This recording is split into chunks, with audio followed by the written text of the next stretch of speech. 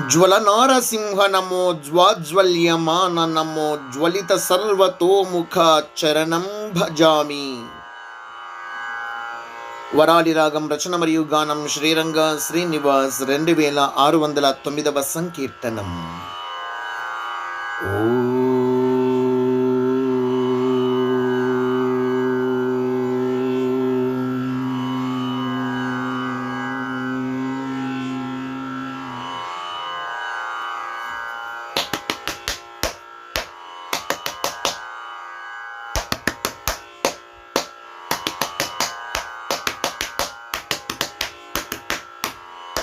జ్వలనారసింహ నమో జ్వాజ్వల్యమాన నమో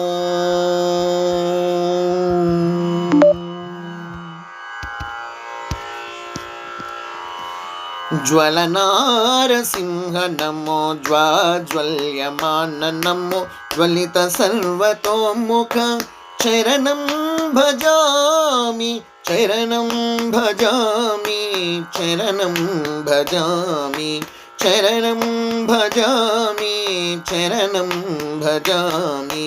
జ్వలనారసింహ నమో జ్వాజ్వల్యమాన నమో జ్వలిత సర్వతోముఖ చరణం భజామి చరణం భజామి చరణం భజామి చరణం భజామి చరణం భజామి.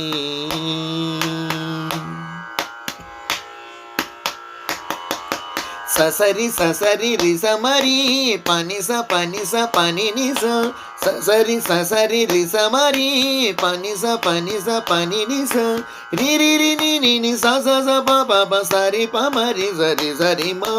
వేద వేదాంత వేద్య వేదోపనిషత్ సాధ్య వేదనోపశమన వైద్య వేదారాధ్య.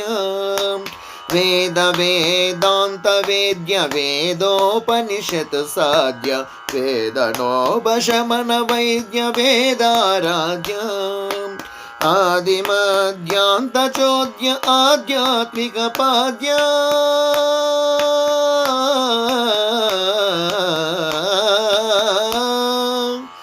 ఆదిమధ్యాంత చోద్య ఆధ్యాత్మిక పాద్య ఆదిత్య కోటి మాద్య ఆది వ్యాధి భేద్య చరణం భజామి చరణం భజామి చరణం భజామి చరణం భజామి. జ్వలనారసింహ నమో జ్వాజ్వల్యమాన నమో జ్వలిత సర్వతోముఖ చరణం భజామి చరణం భజామి చరణం భజామి చరణం భజామి చరణం భజామి.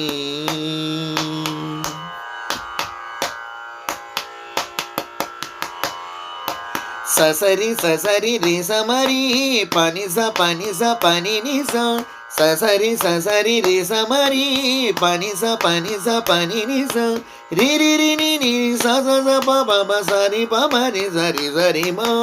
ప్రహ్లాద నారద పరాశర వ్యాస వంద్య బ్రహ్మేంద్ర రుద్రాది ప్రభృత సంధ్యా.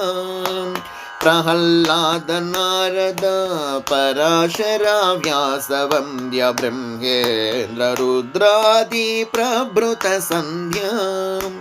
ప్రహసిత శుక సూత శౌనక ప్రాముఖ్యానంద్య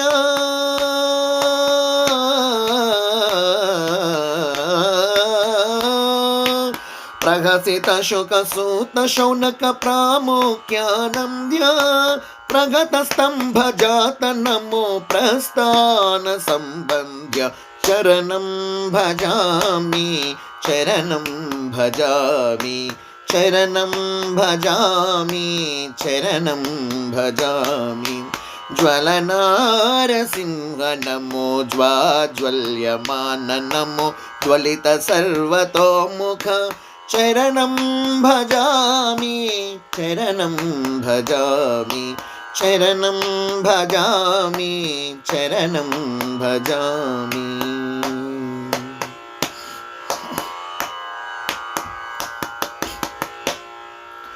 ససరి ససరి రి సమరి పని స పని స పని ని స ససరి ససరి రి సమరి పని స పని స పని ని స రి రి రి ని ని ని స స స ప ప ప సరి ప మరి సరి సరి మా మర్త్యలోక సంకీర్త్య మృత్యునాశకర నృత్య నిత్యరజ్జు సర్ప భ్రాంతి మర్దితౌ చిత్య మర్త్యలోక సంకీర్త్య మృత్యునాశకర నృత్య నిత్యరజ్జు సర్ప భ్రాంతి మర్దితౌ చిత్య భృత్యమడగ శిరసాయి భక్త్యౌ బలస్తుత్య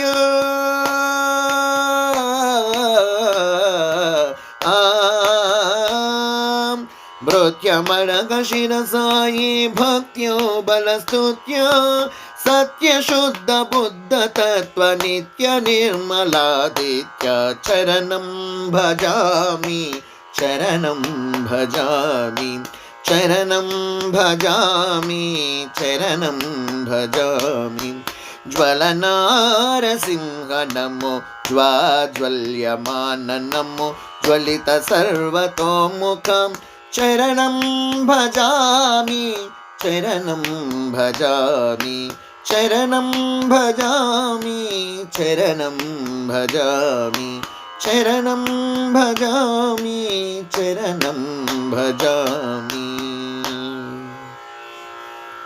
జయ హో బల నరసింహ స్వామికి జై జై జై. సమర్థ సద్గురు సాయినాథ్ మహారాజుకి జై జై జై.